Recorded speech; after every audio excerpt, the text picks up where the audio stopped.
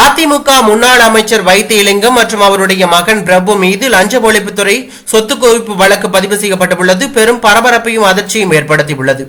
2011 முதல் 2016 காலகட்டத்தில் அமைச்சராக இருந்தபோது 33 கோடி ரூபாய் வருமானத்திற்கு அதிகமாக 1058% அதிகமாக சொத்து சேர்த்ததாக குற்றச்சாட்டு எழுந்த நிலையில் தற்போது வழக்கு பதிவு செய்யப்பட்டுள்ளது. ஏற்கனவே அடுக்குமாடி குடியிருப்பு அனுமதிக்கு 28 கோடி ரூபாய் லஞ்சம் பெற்ற விவகாரத்தில் அமைச்சர் வைத்தியலிங்கம் மற்றும் அவருடைய மகன்கள் மீது லஞ்ச ஒழிப்புத்துறை வழக்கு பதிவு செய்துள்ளது குறிப்பிடத்தக்க ஒன்றாகும். இந்த நிலையில் அவர் மீது சொத்து குவிப்பு வழக்கும் பதிவு செய்யப்பட்டுள்ளது. அவரை கைது செய்யப்பட வாய்ப்புள்ளதாக தகவல் வெளியாகி தற்போது அரசியல் வட்டாரத்தில் பெரும் பரபரப்பையும் அதிர்ச்சியும் ஏற்படுத்தியுள்ளது.